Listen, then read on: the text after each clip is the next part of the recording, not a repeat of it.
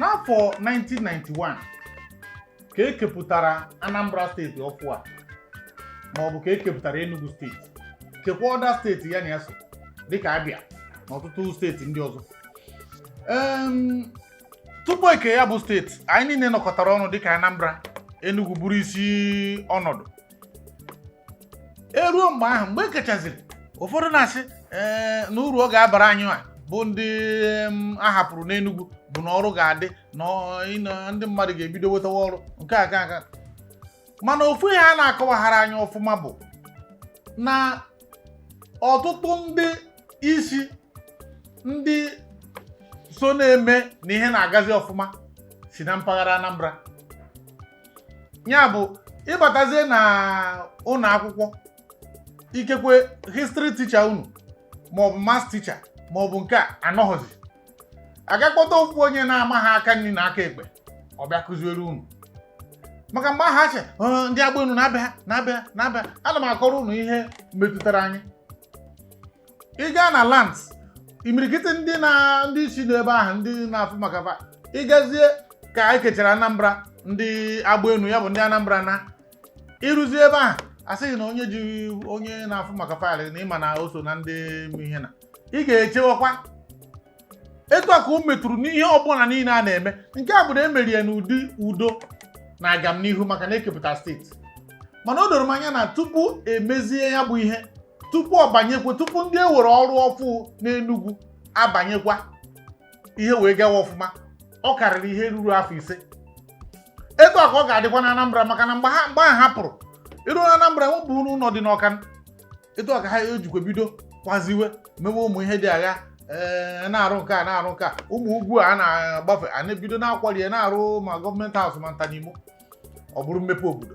Mana ebe anyị na-aga n'ụbọchị tata bụ ihe gbasara ndị a ụmụnne anyị anọ na South Africa siri ndị be anyị onye ọbụla na a na-acha na nkịta oruzie ọ kawa na onye ọbụla aka n'ahụ, maka na ebe isiri onye a na-akpụghị isi na-akpụta ya ọfụma ya na-abụ ya enwezi onye ga na-akpụghị isi. Ụfọdụ ihe a na-afụzi kịta bụ na ha bụ ndị siri na anara anyị ọrụ ka ọrụ gboziri kasa ugbu a ike adịghị ha. Ọzọkwa bụ ma ike iri nwaanyị enu adịghịkwu ma ndị be ha, ọ bụrụ nsogbu dị ebe ahụ. Dear South Africans, as you can see, the shops are closed. We cannot work because our bosses left the country due to your actions. We are South Africans, and we are here to tell you that you created more unemployment for some of us who were working for those people you chased away. Know any South African who's willing to come and work with us since our workers left the country? Stop chasing people who are willing to work. This situation is affecting all of us. Production is slowing down, income is dropping, and it's becoming harder to survive. We are seeing firsthand how much we depended on each other. Right now, the fields are ready, but without workers, everything is at a standstill. These days in South Africa, a lot of farmers are incurring losses on their farm because of illegal foreigners has all left, and they say South Africans are not willing to work on their farm. So this picture what I pinned for this video, now picture of a South African. You go see that place where I mark red. Now picture of a South African we hijack foreigner business. Now Baba don't stay for that business, sell everything where they inside. Now rent don't expire. The landlord of that place don't require rent money. Now Baba go to pay rent only to find out say the rent is expensive where the foreigner they pay there. If they cry out, they do video, they say no fee pay the rent. And say moreover, the business where he collect from a foreigner, say him, he no even know the business left and right. Say as him sell all the stocks where they inside the place to restock the place, say he no even get money again to restock the place. Greetings, Johannesburg. This is Helen Joseph Street. As you can see, some shops are still closed. What are your thoughts? Here in Cape Town, spaza shops are still closed. We have nowhere to buy some groceries. They chase foreigners away because of jealous. Look now, these shops, they have no one. I have only 25 rand to buy a bread. Now the place I can buy a bread is in town. You see, this spaza shop is still closed. I thought you guys were chasing them so you may take over. Now it's clear that as South Africans, we have so much jealous and hatred, nothing more. I wanted to buy airtime, but I have to go to town instead of buying close to my house. This is the reality in Cape Town right now. Since many foreigners left the country, business has slowed down drastically. As you can see, our brothers are just sitting here with nothing to do. This is affecting all of us. How are we supposed to feed our families? Things are getting really bad. Anyị chọrọ ka anyị tinye ọnụ n'ụbọchị tata maka na enwere etu ya bụ ihe si metụta anyị bụ ndị Igbo. Onye ka anyị chọrọ ka anyị tinye ọnụ n'oge ime obi nke ụbọchị tata.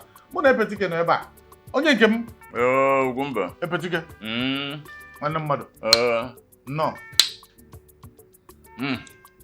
Epetike. Ugwumba. Ị ma na ọ bụghị ikunye enwe mmiri bụ uchi. Nọ ị na-ata eko. Ọnwụcha. Ndị a chụpụrụ ndị Afrịka ndị ọzọ ọkachasị ndị Naịjirịa. Irigwe na ndị Naịjirịa ahụkwa ndị Igbo na ndị Yoruba bụ he ka n'ọnụ ọgụgụ maka na ndị Fulani enweghị ebe ha na-aga. Ndị Hausa enweghị ebe ha na-aga. Ka a chụchaziri ndị be anyị ahụ nọ na mba South Africa. Ewee ruo kịta. O wee na-afịọ. Na agụụ dị n'obodo. Na nsogbu dị. Ka ị nenere ụmụ ihe nkiri vidiyo ewepụtara. Ikwuo gịnị? Ndị be anyị kene m unu. Yeah. Ndị be anyị nke bụ eziokwu na one woman tiri egwu Don't Cry For Me Argentina. Chitaz n'afọ ya bụ nwaanyị. Onye chọrọ ịgwa ndị South Africa, I won't cry for you. Ịma na onye Muhammad na-akpọ ya onye a. O nwere ihe ị na-ekwu na intro isi dat na ọrụ gbarakasa n'afọ ozi ndị mmadụ. Ndị bụ ọrụ ahụ bụ ndị anara ana. Ya ndị wetara ndị ahụ ji ọrụ bịa. Ha bụ ọrụ. Ha ji ọrụ bịa. Exactly. Ha anaghị ọrụ adị ozi. Maka na o nwere ike ihe a na-ekwu ọrụ bụ m. Ike ọ bụ nọ messenger n'ọfịs. Ọ mmadụ bụ ọga ị na-emesejiri. Ndị ya na-esi bụ mmadụ na-esi ya. Ị na-eje eribu. So ịpụta mmadụ a na-ekwu ihe na-ekwu na because na o nwere onye na-esi nri ahụ, o nwere onye na-esi ihe a na-eri. Okay, like most of these videos, nke ebe moto ha na-akpa taxi mana anyị na-akpa bus. Gbojuru everywhere. Ha enwezi passenger, ha enwezi even drivers ndị anya-ekwu ya ama ebe moto na-ejezi maka na onwezi onye ọ na-ebu. Efulọnt ahụ bụ ọrụ. Mana ihe mma nwere ikwu ahụ maka ndị South Africa.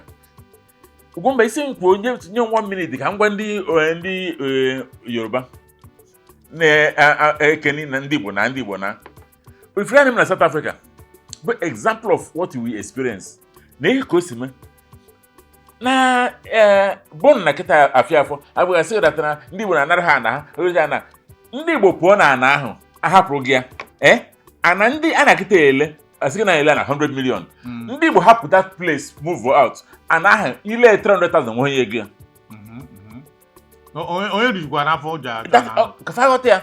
Then anakịta eme asị na ndị Igbo na ha jiri rụọ ahịa ebe a rụchie trade fair ndị Igbo pro from trade fair ndị na-ere ọchịcha ma mbibu dị. Reason is that all their presence mere ji ọbụla ahịa. And no more one thing again, the complex bụ ndị Igbo na-eyuzi ya. Ndị obodo a aha emenwu pati nke eje haya hall pati na-eme ọ na-akpọ ya ọwambe na street emechie street onye na-abịa osiri n'ibe ya ịma ndị gị na friends gị isi n'iyi ya onubero ihe ndị anyị weta ịgbamgbam gịngị mgbam kiri gbamgbam gịngị mgbamgbam because ọkpọ ofe onye egwu ya nọzi na-eziri sheo na-agbari. Mana ọ bụrụ ma dimenti na ndị Igbo bụ ndị na-eje haya hall asị gị na-akwụ 4 million naira kwụ 5 million naira for hall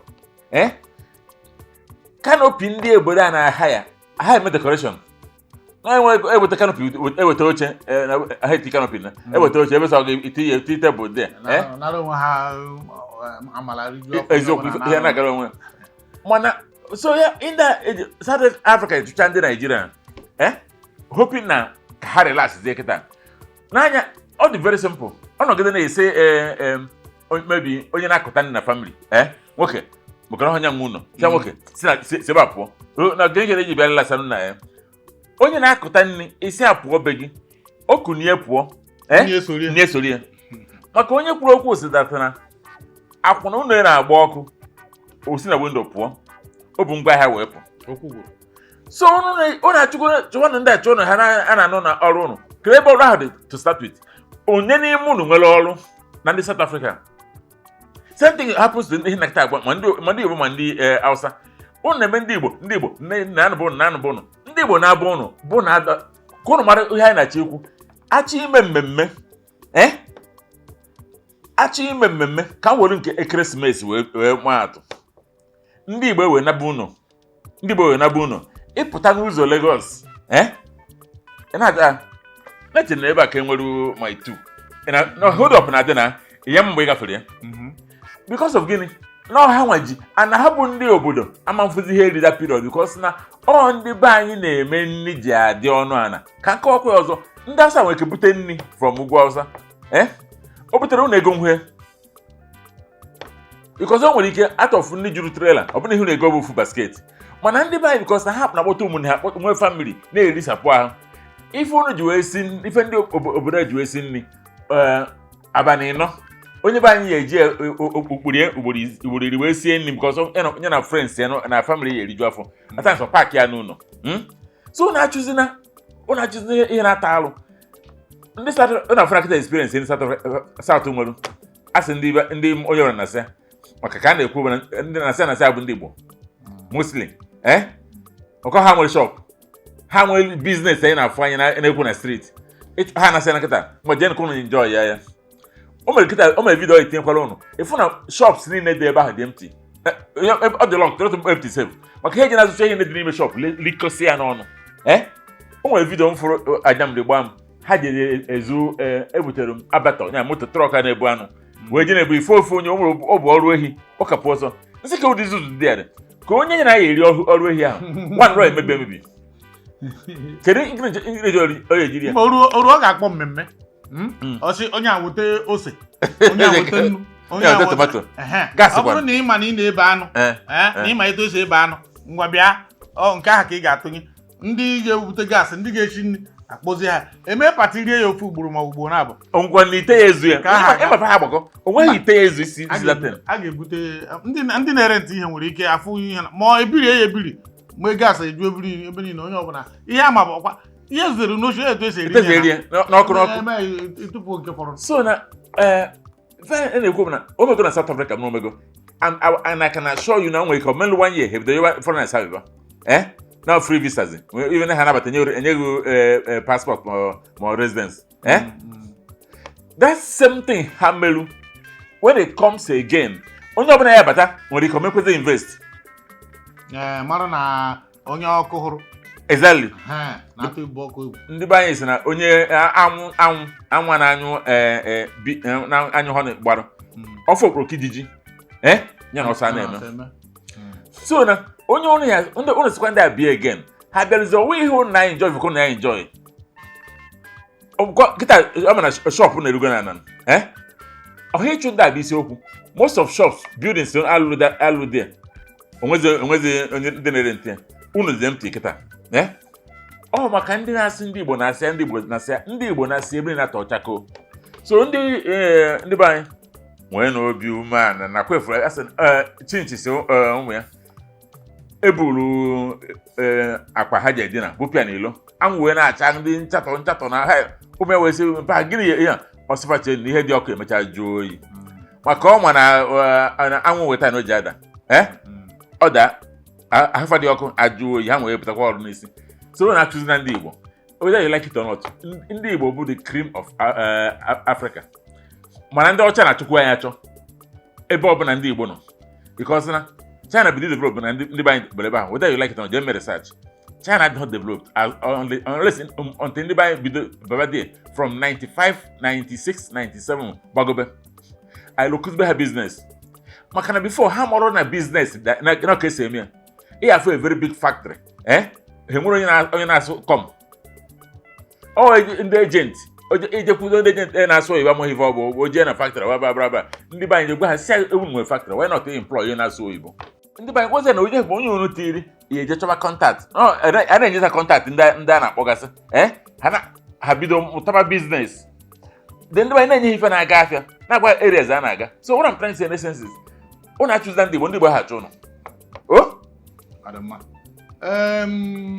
Sani Kampala kụrụ egwu okwu gị uru ọ sị na Igbo bụ mkpọrọgwụ Naijiria eziokwu kwụrụ ọtọ.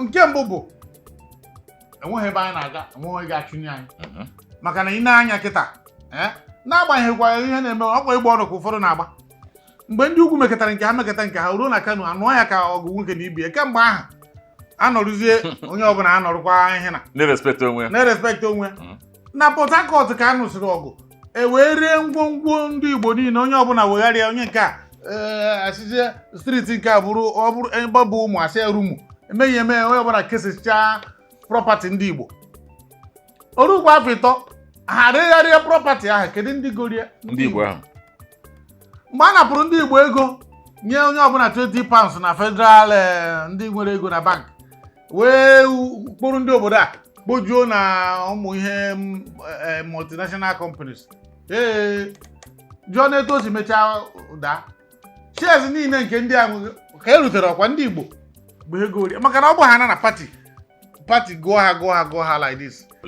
emeghe na nna achọrọ m ire 1000 shares onye Igbo asị na ọ bụrụ na ị gwara ya nwanne nya anya akara igo ihe 10 naira mana etu o si dị tata in fact ka ya mara ka eyihe nwoke ọ ga-enye ya 44 naira ka ya nye gị onye anyị n'anya ịmana ndị Igbo anyị na breed onye anya n'anya ọkpọghị na mgbede iche na demand no gree na ihe dị n'ime ya bụ na ọ bụrụ na ị ga-ekwete resizie m ya na 33 naira ka m nwere nke a njikịta kwụnye ya advance ịgbago na advance ahụ ga-ezuru ya ihe ọ ga-eji eme ya na ikwunye advance etu a ka oyibo ga-eji kwụọ ya etu a ka anyị si gụgharịta ụmụ ha ndị ha ji na-eme odogwu ndị aworo ugboro wefe ha n'aka mgbe ahụ ya bụrụ ihe na-ekwu bụ na ọnatarachi bụ ọnatarachi ada ma aka ọ bụrụ na ahaghị ha ma nnọkọta ya echiwe ogologo na ndị Igbo nwere ngozi eji gozi ha ya bụ na onye anyị na-achụ ịma ihe ndị Igbo ji bụrụ ọkaibe ebe Chineke na ogozi ya bụ na ọ bụrụ na ifu onye karịrị ịnọ n'okpuru ya ka ị wee mụta nke ọha ọ na-eme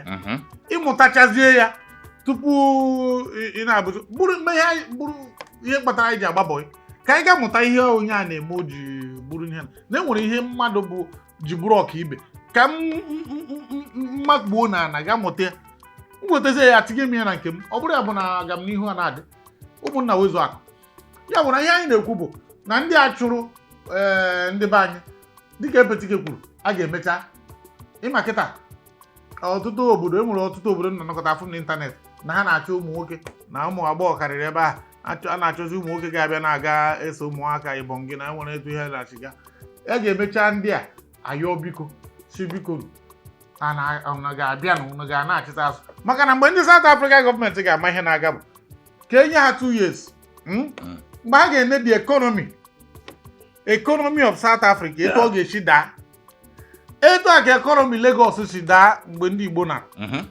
economy ugwu Awụsa daa mgbe ndị Igbo nara a na-ahụ ọdụ ihe na a na-eme nke a na ama mgbere yes agụụ na-egbu anyị mgbe ahụ na a na-anụ ọgụ mana ọ na-abụghị na a na-anụ ọgụ ekechigodo anyị ebe ahụ anyị ga-afụ ha maka na Chineke goziri anyị gozibiga anyị oke Epetike pịachi ọnọdụ n'anya nado oge ọ gbara ọsọ abịọla that's 93 so ka ndị Igbo onye ọbụla na-abụ paakị igwe na-ana CBN gọvanọ den wepụta na TV National Television wee na-eti mkpu na-ebe akwa sị na arụ emekwe na amahụ na ekọnọmi Naijiria agwụ nọkọ ndị Igbo ji ekọnọmi ọsọ ife adatịna na ife o si ewute ya ebudatịna na enwezi kash dị na bank na ego dị na reservation na-abụ na Central Bank na Igbo ka ọ dị na ọ na-abụ onye Igbo nke na-ele spare parts chee na o jee na bank were 2 million cash transfer 30 million to East to East o si transfer to East